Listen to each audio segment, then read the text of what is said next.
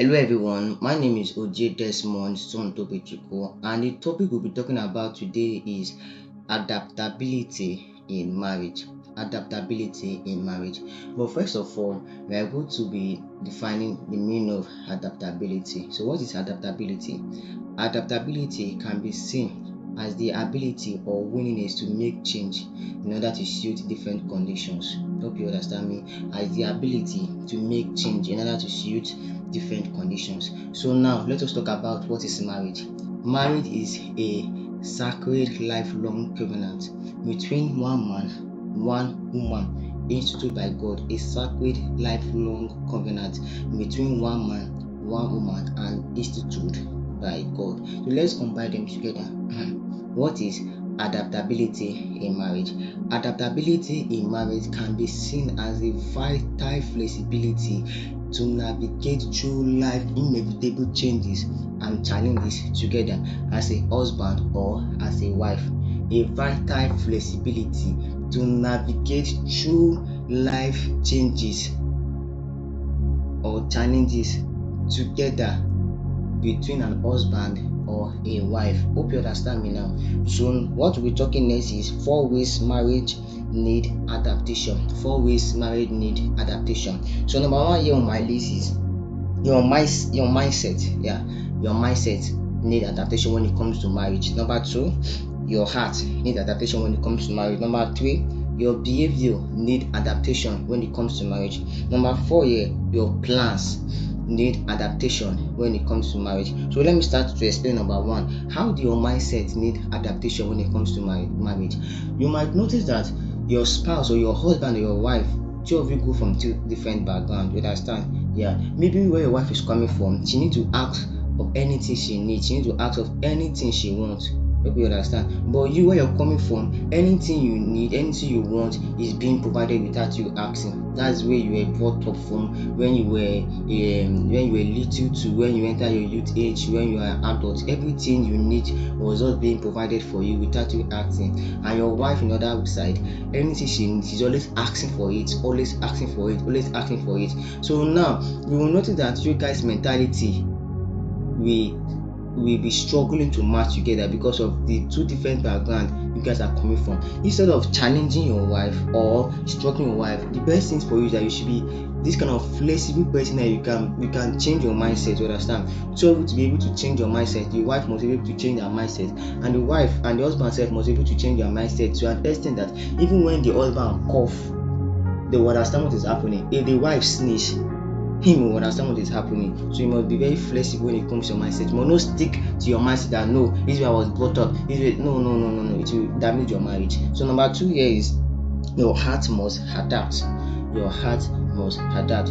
This is like saying loving unconditionally, loving your wife or loving your husband unconditionally. You will not say it's until when my wife or my husband do something that is right, that's when I will love them. When they do something that is wrong, you will now reduce your love. If it's 100, you reduce it to 50. If it's 90, you reduce it to 30. No. It is very, very wrong. You must learn to adapt your heart, position your heart, make sure that in any condition, in every condition, in anything, you must learn to love unconditionally. Number 3 is your behavior. Your behavior.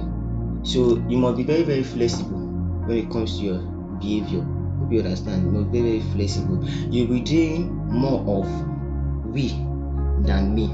More of we than me.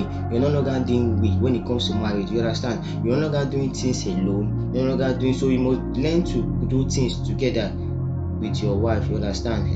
So you must work on your behavior. Try to adapt with your wife, with your behavior. That any actions that you want to take it with your wife. So number 4 here is your plans. It's still the same thing, almost the same thing. I actually have explained it. Your plans. Your plans. Okay, no, this one is different. Your plans must be flexibility. Must be flexible. Sorry.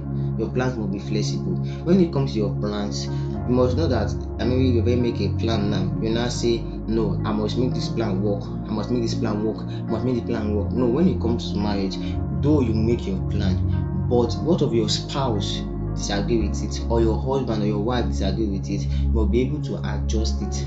You understand? So that's why I said the first one. Number three, I would say you must learn to plan with your wife. Number four, be able to adjust your personal plan you have.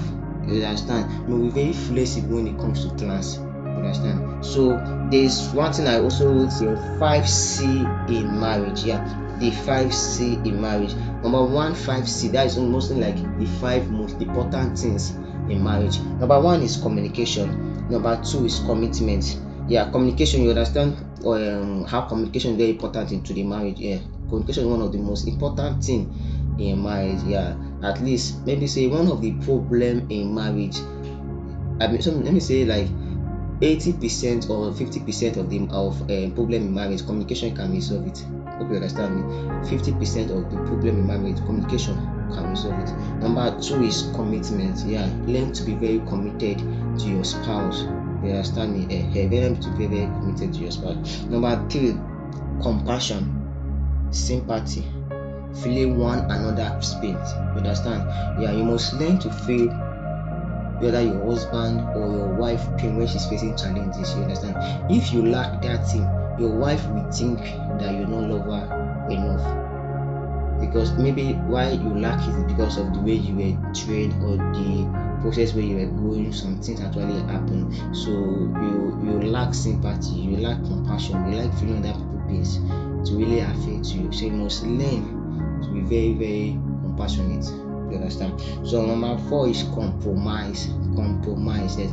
Compromise is just like changing a plan that you guys have made before together. Changing a plan that you guys have made before together. So number five, you must get that way to five. Number four, you must have the ability to compromise anytime. Compromising can come anytime. I don't feel bad about it. You understand? So number five is conflict resolution. Conflict resolution is just like settling a